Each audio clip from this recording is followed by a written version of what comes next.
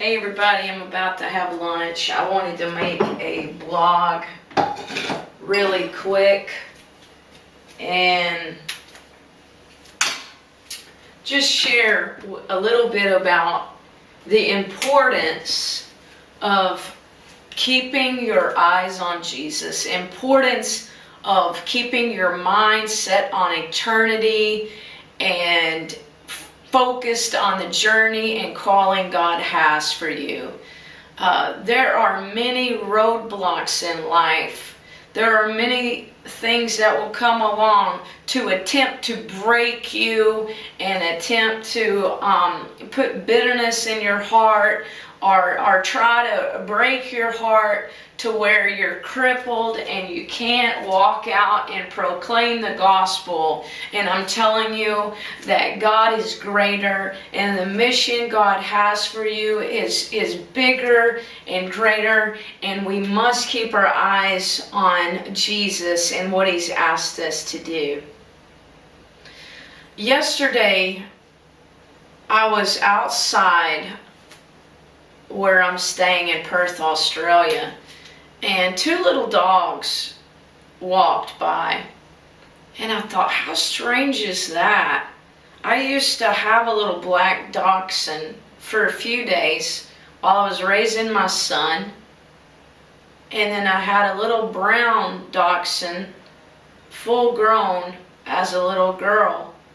And I thought, man, I've had two dogs just like this. And there was nobody around, there was no tags on the dogs. And I thought, wow, I wonder if God sent these here to comfort me. Because when I was a little girl, I got in my dad's car and he moved the car from one part of the driveway to the carport, and my father accidentally ran over the little brown dachshund. My dog's name was Peanut. I was about 9, and I ran in the house crying. And my whole life, I always wanted my father to just know that I loved him and I forgave him for killing my little dog. And yesterday those dogs showed up, so I was like, I was really getting some healing by, hanging out with the dogs. And then this morning I woke up and my mother sent me an email, and it's been about 7 weeks since my father died, and my mother sent me the funeral. So she told me that they were going to play in the funeral what I had said about my father in the church. But when I watched the video, all they said about my dad's only daughter, which is me, is that I couldn't be there today. And I'm like, that's all you're gonna say, is that I couldn't be there? And they were like, and if you want to watch what she had to say, here's the link on the brochure, the church bulletin. And I was like, I was really hurt by that. I cried, and then I talked to my landlord that I'm renting from, and it's like I just got my grief out. And I told her about the dog yesterday. It just really felt like a sign from God. And then I was like, what do you think? So maybe they didn't think that it was that important. Maybe everybody was in so much grief that they weren't thinking about, let's take the video, let's pause it, write down everything she said, and then share it. I don't know. We don't know people's motives. We don't know what people are going through, but I am going to extend mercy. mercy triumphs over judgment. When you sow mercy, you get mercy. It hurts. It hurts that this happened. I've been to 10 countries since my father passed away. And they could have simply said, she's a missionary. And she loved her father. And she's sorry she can't be here. They didn't even say she's sorry she can't be here. That hurts. So I write to you today, or I don't write. I'm working on my book. I wrote a lot yesterday. I come to you today to tell you how to shift the focus off of my pain back onto the mission. Because I've met people that have lived in grief and they don't know how to let go of people. There's a reason why Jesus said in the Gospels, let the dead bury the dead, but you come follow me. There's a reason Jesus said that. Jesus owns me. No churches own me. No mission sending center owns me. When I got born again, Jesus Christ unshackled me from the slave of sin and shackled me unto him. Jesus bought me with a price, and he owns me. And I want to share with you how I overcame and got my focus back on the vision very quickly for the glory of God.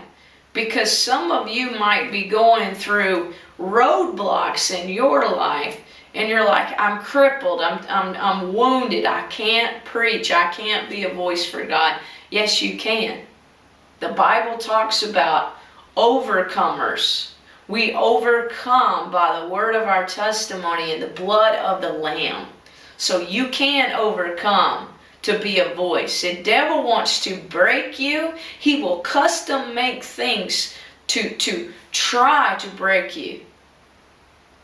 But what doesn't kill you makes you stronger. Now I'm going to show you something that is in this home that has blessed me.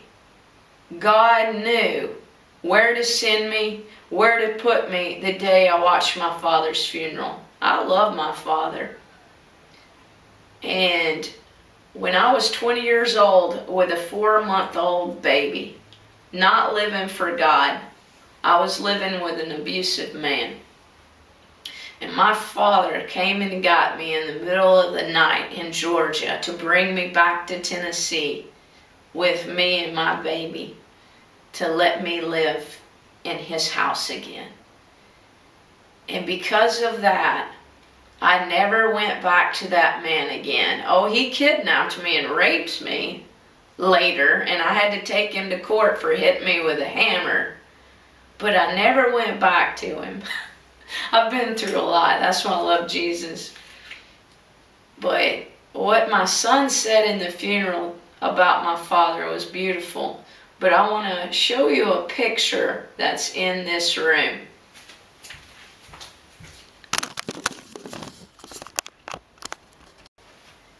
Okay, so in my parents' home, this is where I watched my father's funeral. Was in the living room right here with a box of Kleenex. And I got dressed up in my father's school colors. He went to Georgia Tech. So I put on Georgia Tech clothes to honor his death, okay? So in my parents' home, my mother is an artist, and she has a picture of a mandolin. My dad was very musical. So my mother, in the living room of their home, she has a picture of a mandolin. So when I get here to Perth, Australia, this picture is hanging here. And so I started talking to my landlord about this picture. And I love it because it reminds me of Greece. I went to Santorini Island last year. And it reminds me of my dad playing on the mandolin. And here you've got a fish. Jesus said, "Follow me, I'll make you fishers of men." I feel like this is a prophetic picture, and I'll tell you why.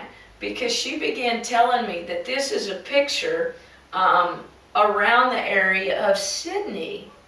And I've really been wanting to go to Sydney, Australia, because of the little white-haired man that preached the gospel faithfully 40-something years and is a legend on George Street. And I want to be there and walk on George Street and tell his story. But there wasn't just one man that was faithful to the gospel. There was a man that impacted Sydney so much that on New Year's Eve a few years ago, they put in lights the word eternity on the bridge of Sydney, Australia. So all the world saw New Year's Eve the word eternity. So I believe it's a sign from God. I believe that I'm supposed to go to Sydney, Australia for Christmas and New Year's and just preach the gospel there, and then I can take the bus back down to Melbourne to catch my plane to New Zealand, to Ray Comfort's hometown, and preach there. But this picture just speaks volumes to me about eternity. And I'm going to put a picture of the bridge right after this. And Chattanooga has a beautiful bridge. They're known for it. And when you see this picture, it's kind of like, just a little bit, it reminds me of Chattanooga. So what God is saying to us, people, is to keep your eyes focused on the prize, on the Lamb of God, and have eyes for your bridegroom, for your Maker, and for Jesus. Because that wedding feast is coming soon. And you don't want to be like the 10 virgins that were foolish and distracted. And you know what? Here's another thing. Isaiah 53 talks about He will take our grief. So there's people that are grieving and grieving and grieving, and they're grieving past the point of grief where Jesus is saying, I will take your grief. There are some people, I've seen it on Facebook, they're grieving 8 years later over somebody that's passed away. Give your grief to the Lord. He was wounded for our transgressions. He takes our grief. You can walk in joy in the fullness of what Christ has for you. You can be effective for the gospel if you'll walk in the joy of the Lord, which is His strength. Don't feel guilty if you're not crying every single day over somebody that passed away. Jesus went away and grieved over John the Baptist's death. But He got back up and went back out there as a missionary. I believe it was David Livingstone that said, God had one son and He made him a missionary. Think about that. God bless you. Keep your eyes on eternity.